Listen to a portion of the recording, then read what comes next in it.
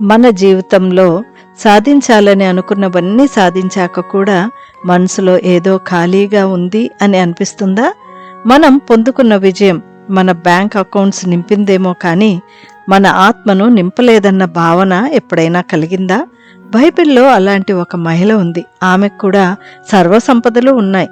స్త్రీలు సాధించలేరు అని అనుకునే కాలంలో ఆమె ఒక పెద్ద వ్యాపార సామ్రాజ్యాన్ని నిర్మించుకుని గౌరవ ప్రభావాలు పొందుకుంది. రోమన్ సామ్రాజ్యంలో అత్యంత ఖరీదైన వస్తువుల్లో ఒకటైన రాజులు సెనేటర్లు ధరించే ఊదా రంగు వస్త్రాల వ్యాపారం ఆమె చేతుల్లోనే ఉండేది. ఆమెనే లూదియా. ఆమె అన్యజాతికి చెందిన స్త్రీగా ఉంటూ ప్రతి వారం తనకు ఏమి కావాలో తెలియకపోయినా వెతుకుతూనే తన ఆత్మలో ఖాళీని అనుభవించింది. అయితే ఆమె రోమన్ దేవతలను తిరస్కరించి ఇశ్రాయేల్ దేవుణ్ణి ఆరాధించటానికి ఎలా ఎంచుకుందో తెలుసా? ఒక షబ్బాతు ఉదయం ఆమె నది ఒడ్డుకు నడిచి వెళ్ళి, అప్పటికే కొంతమంది స్త్రీలు ఫిలిప్పీలో సమాజ మందిరం లేని కారణాన్ని బట్టి నది ఒడ్డున ప్రార్థన కోసం కలుసుకునేవారు. అదే ప్రాంతానికి పౌలు యాదృచ్ఛితంగా రాలేదు, కానీ తాను మాసిదోనియాకు వచ్చి మాకు సహాయం చెయ్యి అని ఒక మనిషి వేడుకున్నట్లుగా దర్శనంలో చూసి దేవుని పిలుపుకి లోబడి శీలా, తిమోతి, లూకాతో కలిసి ఫిలిప్పీ నగరానికి వచ్చారు. పౌలుకు తెలుసు, దేవుణ్ణి ఆరాధించేవారు ఉన్న చోట సువార్తకు సారవంతమైన భూమి ఉంటుందని.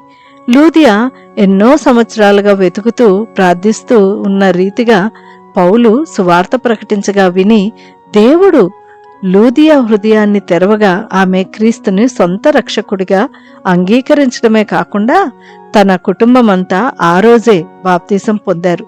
తద్వారా ఆమె యూరోప్లో తొలి క్రైస్తవురాలైంది. ఆమె తన ఇంటిని సువార్త నిమిత్తం తెరిచి యూరోప్లో తొలి సంఘంగా మార్చింది. ఇందును బట్టి మనకు అర్థమవుతుంది ఏంటంటే, రక్షణ అనేది మనం సాధించేది, స్వీకరించేది కాదని గ్రహిద్దాం.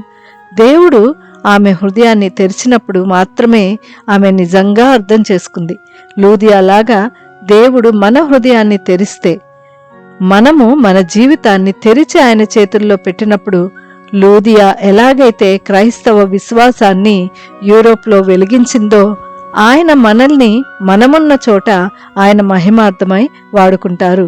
ఆమెన్.